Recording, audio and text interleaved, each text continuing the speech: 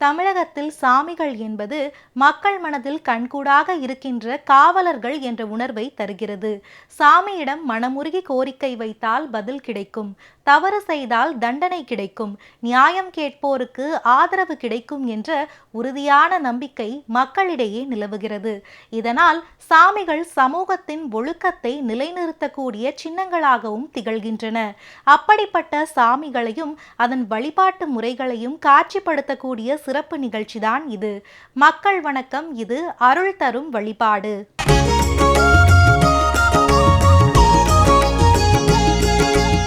இன்றைய அருள் தரும் வழிபாடு சிறப்பு நிகழ்ச்சிக்காக சென்னை GKM காலனியில் அமைந்துள்ள அருள்மிகு ஸ்ரீ முப்பெரும் தேவியரின் திருக்கோவிலுக்கு தான் வந்திருக்கோம். வாங்க அம்மனை தரிசிச்சுட்டு கோவிலோட அருமைகள் பெருமைகளை பத்தி பேசலாம்.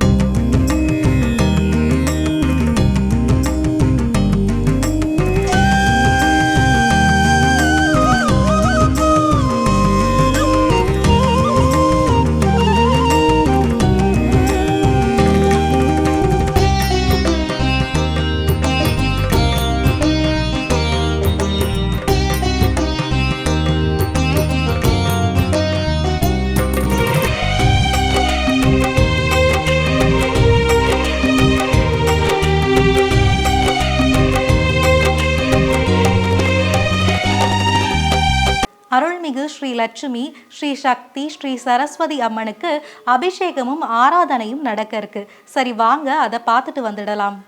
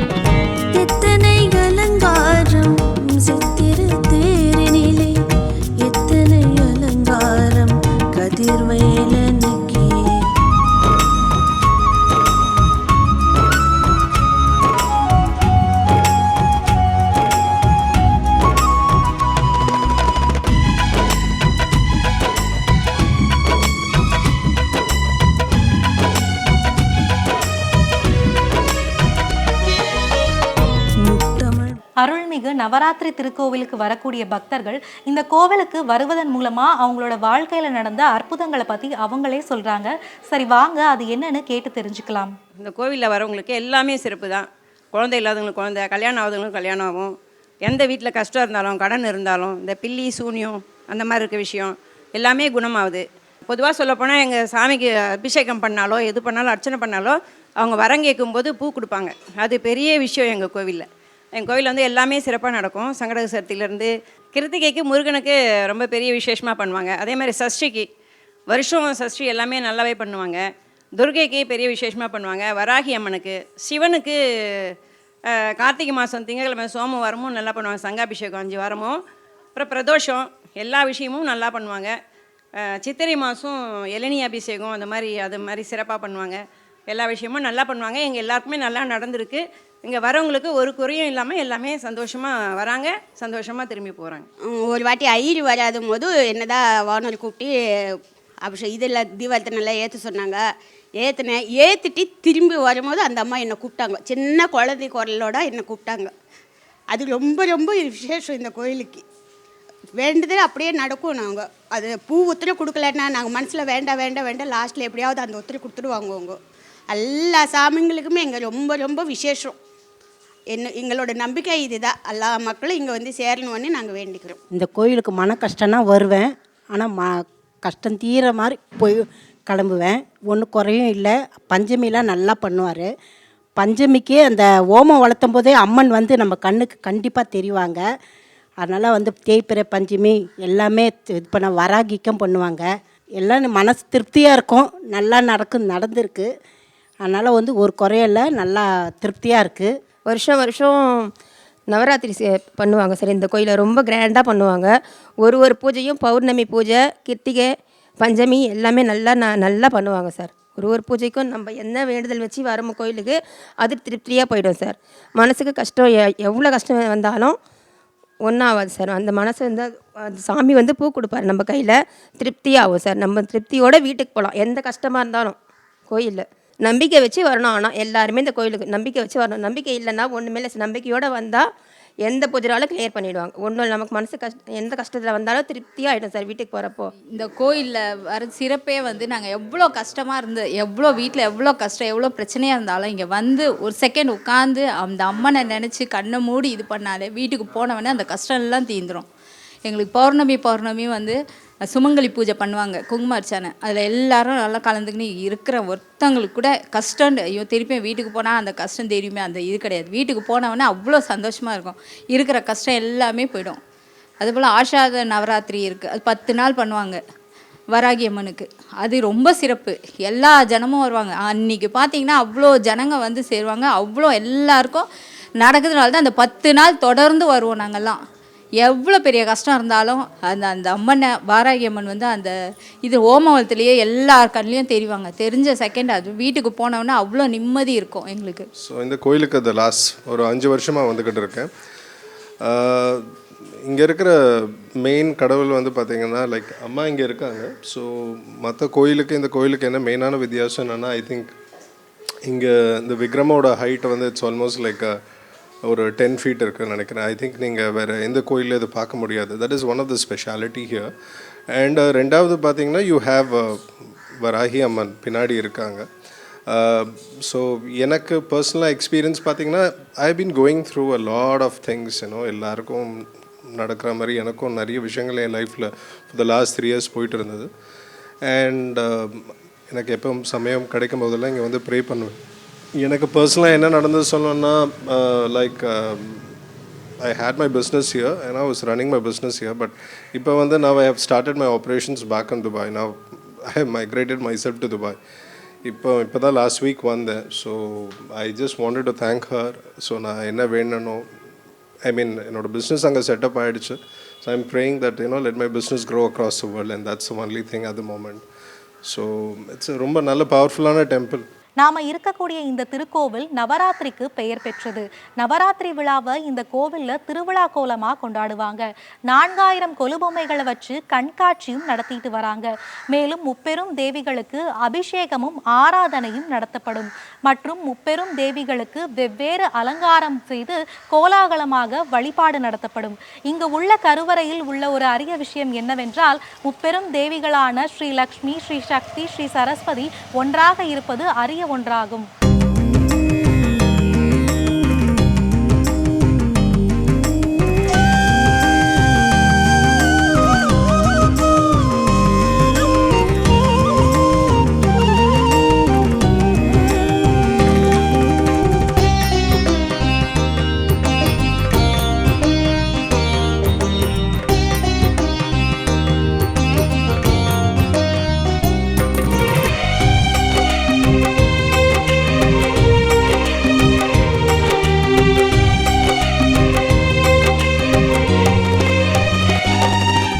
நவராத்திரி கோவில்ல குழந்தை பேருக்காக வளர்பிறை பஞ்சமியில வராகிக்கு ஹோமம் நடத்துவாங்க. இதுல 51 கிழங்கு மஞ்சள், சுத்தமான பசுனை, பாலாடை ஆகியவற்றை படைத்து அர்ச்சகர் அறிவுரைப்படி 48 நாள் செய்வதன் மூலமா குழந்தை பாக்கியம் கிடைக்கும்னு நம்பப்படுது.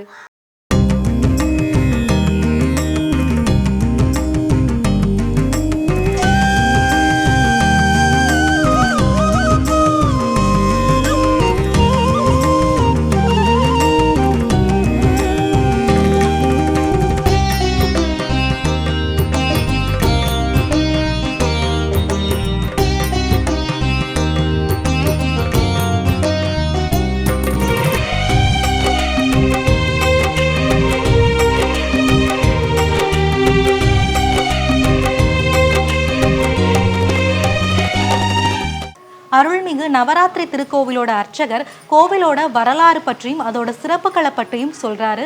சரி வாங்க அது என்னன்னு கேட்டு தெரிஞ்சுக்கலாம். இங்கே வந்து பார்க்க போனீங்கன்னா அம்பாள் லக்ஷ்மி, சரஸ்வதி, பார்வதி தேவி முப்பெரும் தேவிகள் வந்து ஒரு ஆலயத்தில் இருக்கிறாங்க. நம்ம வந்து ஒவ்வொரு ஆலயங்களை வந்து வழிபாடு பண்ணுறப்போ வீரத்துக்கு ஒரு கோயிலுக்கும், அப்புறம் வந்து செல்வத்துக்கு ஒரு கோயிலுக்கும், ஞானத்துக்கு ஒரு கோயிலுக்கும் நம்ம வந்து வழிபாடு பண்ணுவோம். ஆனால் அந்த முப்பெரும் தேவிகளை வந்து ஒரே இடத்துல வழிபாடு பண்ணக்கூடிய பிராப்த அமைப்பை வந்து இந்த ஒரு இடத்துல தான் உண்டு. ஏன் காரணம்னா இப்போ வந்து செல்வம் அப்படின்றது நம்மளுக்கு வந்து வீட்டில் வந்து லட்சுமி கடாட்சம், தனம் தானியம் சேர்க்க, புகழ், இந்த மாதிரி எல்லா விஷயம் கொடுக்கக்கூடிய லட்சுமியை வந்து நம்ம வழிபாடு பண்ணி பிரார்த்தனை பண்ணுவோம். அப்போ வந்து வீரத்தை கொடுக்கக்கூடிய தேவியாக வந்து இருக்கிறது அம்பாள் வந்து சக்தி ரூபமாக இருக்காங்க. சரஸ்வதி அப்படின்றது ஞான தேவி. அப்போ அந்த ஞான தேவியாகப்பட்டது வந்து வேதத்துக்கு சிறப்பம்சமாக இருக்கக்கூடிய அயக்ரீவருக்கும் சரஸ்வதி வந்து நேர்முகமாக இருக்கிற சிறப்பம்சம் வந்து இந்த கோவில் வந்து ரொம்ப ஒரு தனி சிறப்பை வாய்ந்தது. இந்த இடத்துல வந்து என்ன ஒரு விசேஷம் பார்க்க போனீங்கன்னா, இந்த வித்யா பிராப்தி கோஷம் வியாழக்கிழமை தோறும் அயக்ரீவருக்கு வந்து ஏலக்காய் மாலை சுவாமிக்கு வந்து சாத்தி இங்கே வந்து தேன் பாட்டில் வந்து சுவாமிகிட்ட வச்சு மந்திர உச்சாரணம் பண்ணி கொடுக்குறோம்.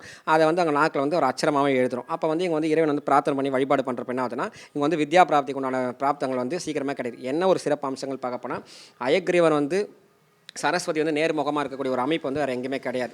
ஆக இந்த முப்பெரும் தேவிகள் வந்து பிரதானமாக ஒன்று பார்க்க போனீங்கன்னா, மகா வாராகி அம்மனுக்குன்னா வளர்ப்பிறை பஞ்சமி, தேய்ப்பிறை பஞ்சமி.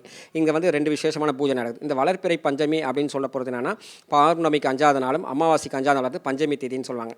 அப்போ இந்த பஞ்சமி தேதியில் வளர்ப்பிறையில் வந்து என்ன ஆகுதுன்னா, சுபகர்ம பூஜை, அசுபகர்ம பூஜைன்னு சொல்லுவாங்க. இப்போ வந்து திருமண தடைகள், குழந்தை பாக்கியம், அதுக்கப்புறம் வேலை வாய்ப்பு சார்ந்த விஷயங்கள், இது எல்லாமே வந்து வளர்ப்பிறை பஞ்சமியில் பண்ணுறது.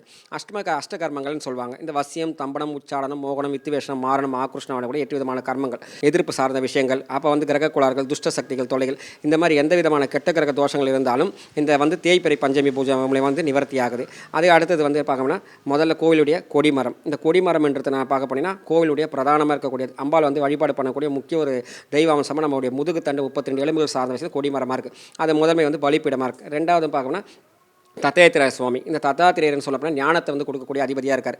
அடுத்தது நம்மளுக்கு வந்து கிரக சார்ந்த விஷயங்களை வந்து குரு பகவானுடைய அருள் எல்லாமே நம்ம எந்த பிரார்த்தனை, அது மாதிரி வியாழக்கிழமையில் குரு பகவானுக்கு வந்து இங்கே வந்து அபிஷேக ஆராதனைகள் செஞ்சு சுண்டக்கடலை மாலை போட்டு அவருக்கு வந்து பிரார்த்தனை பண்ணி வழிபாடு பண்ணுறாங்க. ரெண்டாவது வந்து பார்க்க போனீங்கன்னா, தென்னாட்டுடைய சிவனை போற்றி எந்நாட்டவர்க்கும் இறைவா போற்றின்னு சொல்லுவாங்க. இப்போ நமசிவாய சிவாய நம எனம சிவைய மசிவ என்ன வயநமசி அப்படின்னு சொல்லுவாங்க. அப்போ இந்த பஞ்சாட்சரம்னா சிவபெருமான் வந்து தென்னாட்டுடைய தென்னாட்டில் இருக்கக்கூடிய எல்லா விதமான இறை வழிபாட்டில் வந்து 224 சிவாலயங்களை வந்து வழிபாடு பண்ணியிருக்காங்க. அப்போ வந்து அந்த காலத்தில் ராஜா காலத்தில் பரிசு பண்ணாங்க. இந்த இடத்துல வந்து நாசிக்கில் இருக்கக்கூடிய திரையம்பகேஸ்வர சுவாமின்னு கூடிய ஒரு விக்கிரகத்தை வந்து இந்த இடத்துல வந்து சிவன் வந்து பிரதிஷ்டை பண்ணியிருக்காங்க. மாதத்தில் வந்து பார்க்க போனீங்கன்னா 2 பிரதோஷம், அடுத்தது வந்து ஆருத்ரா தரிசனம், திருவாத தரிசனம், அது வந்து எந்த ஒரு பூஜை வழிபாடுகளும் வந்து தடைப்படாமல் வந்து சிவபெருமானுக்கு வந்து இங்கே பிரார்த்தனை பண்ணி நடக்குது. இந்த சிவபெருமானை வந்து வழிபாடு பண்ணுறது மூலிமா என்ன ஒரு பிரார்த்தனை, பிரம்மா விஷ்ணு ருத்ரன் காத்தல் பழித்தல் அடைத்தல் ஆக அந்த முத்தொழில புரியக்கூடிய ஈஸ்வரன் வந்து ஒரே லிங்க ரூபமாக வந்து இங்கே வழிபாடு பண்ணக்கூடிய பிரார்த்தனைகள் கிடைக்கும். சப்த கன்னிகள் அப்படின்னா பிரம்மா, பிராமணி, வைஷ்ணவி, வாராகி, சாமுண்டி, அப்புறம் வந்து சண்டி, அந்த மாதிரி கூடிய 7 தேவிகளை வந்து இங்கே பரிசு பண்ணியிருக்காங்க. அதில் வந்து ஸ்ரீ வித்யா, தசமகா வித்யா, சோடசி அப்படின்னக்கூடிய பாலா திருப்புர சுந்தரிக்கும் இந்த இடத்துல வந்து கோஷ்ட தேவதமாக பரிபாலனை பண்ணி அம்பாள் வந்து இங்கே பிரதிஷ்டை பண்ணியிருக்காங்க. இங்கே வந்து ஸ்ரீ வித்யா உபாசனை பண்ணுறவங்க வந்து இது வந்து பாலா திருப்புர சுந்தரி வந்து வழிபாடு பண்ணி செய்யலாம். ரெண்டாவது பார்க்க போனீங்கன்னா சாய்பாபா. சாய்பாபான்றது வந்து ஞானத்துக்கு கொடுக்கக்கூடிய சன்மார்க்க குருவாக இருக்கார். இவர் வந்து வியாழக்கிழமையில் வந்து இவருக்கு வந்து சாயந்தரம் 6 மணிக்கு அபிஷேக ஆராதனைகள் நடந்து இங்கே வந்து அன்னதானம் பண்ணுறோம். விஜயதசமிக்கு ஸ்ரீராம நவமிக்கு வந்து சிறப்பு வழிபாடுகள் நடக்குது. அதுக்கப்புறம் வந்து பிரத்யங்கரா தேவி, நிகும்பலா யாகம் அப்படின்னு சொல்லிட்டு அமாவாசையில் வந்து நான் இந்த கிரகம் சார்ந்த விஷயங்கள் பாதிப்புகள், மாந்திரிக சார்ந்த விஷய பாதிப்புகள் இதெல்லாம் நிவர்த்தி பண்ணுறதுக்கு இந்த இடத்துல வந்து பிரத்யங்கரா தேவிக்கு வந்து அமாவாசைக்கு வந்து சாயந்தரம் 6:30 மணிக்கு வந்து மிளகாய் வத்தல் ஓமம் வந்து இங்கே சிறப்பாக நடக்குது. அடுத்தது வந்து சங்கடஹர சதுர்த்தி. சங்கடஹர சதுர்த்தி வந்து விநாயகருக்கு வந்து அபிஷேகம் பண்ணுறோம். அதே மாதிரி கிருத்திகைக்கும் வந்து முருகருக்கு வந்து அபிஷேகம் நடக்குது. மாதத்தில் வந்து கந்தசஷ்டி வந்து இங்கே 6 நாள் சிறப்பு அம்சமாக நடக்கும். இதில் வந்து என்னென்னா நவராத்திரி அப்படின்னு சொல்லக்கூடியனா நவம் அப்படின்றதுனா 9 என்ற அர்த்தம்.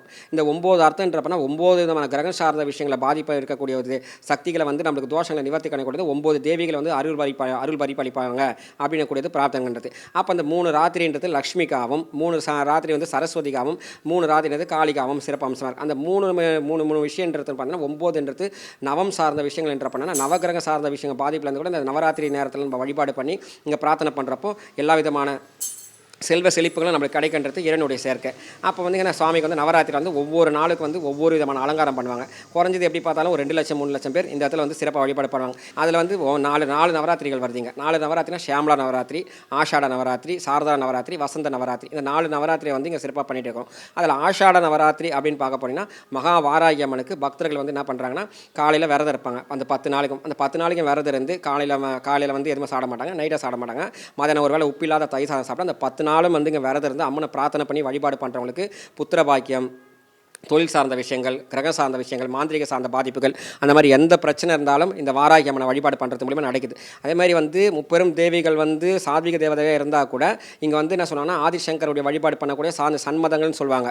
சைவம், வைஷ்ணவம், சௌரம், கௌரம், கணாதிபத்தியம், சாக்தேவம், அந்த 6 வகையான வழிபாடு பண்ணக்கூடிய ஒரே தெய்வ அம்சம் வந்து இந்த தீர்த்தலத்தில் நம்ம வந்து தரிசனம் பண்ணலாம். அப்போ வந்து பார்த்தீங்கன்னா ஆடி மாதத்தில் வந்து அம்பாளுக்கு வந்து இந்த 3வது வாரம் கூழ்வாத்தல் நிகழ்ச்சி வந்து சிறப்பாக நடக்கும்.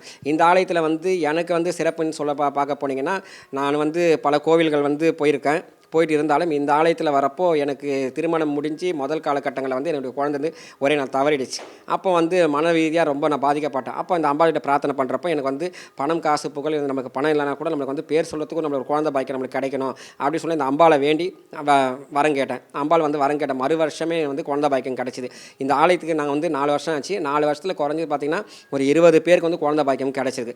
ஏன் காரணம்னா இங்கே வந்து இந்த வராகி அம்மனுடைய பிரதனை சொன்ன போனோம்னா அந்த பிராப்தங்கள் வந்து எப்படின்னா, ஒரு மனுஷனுக்கு வந்து ஒரு திருமண தடைகள் ஆகிறது, ஒரு வந்து புத்திர பாக்கியத்தினுடைய பிராப்தம் கிடைக்காம போகிறது, அவன் தொழில் சார்ந்த விஷயங்கள் பாதிப்பாகிறது அப்படின்னு சொல்ல போகிறப்பனா இந்த அஷ்டகர்மங்கள் அப்படின்னு சொல்லக்கூடிய மாந்திரிக சார்ந்த பாதிப்புகளாலே வந்து சில தடங்கள் ஏற்படும். சிலது கண்ணூறு, நாவூறு கூட திருஷ்டி தோஷங்கள் மூலம் ஏற்படும். சில கிரக தோஷங்கள் மூலமே ஏற்படும்.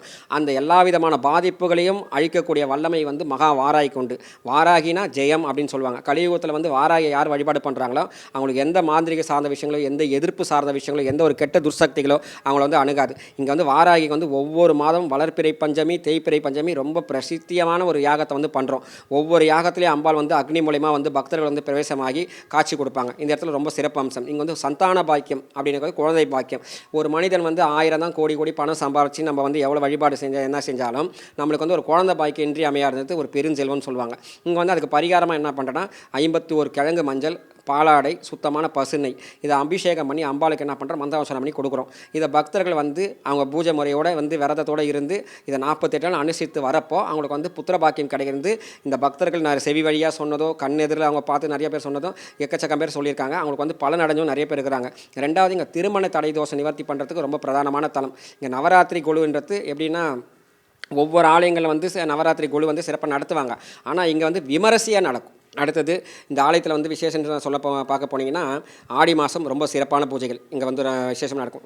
ஆடி மாதத்தில் சுமங்கலி பூஜைகள், அதுக்கப்புறம் விளக்கு பூஜைகள் எல்லாமே நடக்கும்.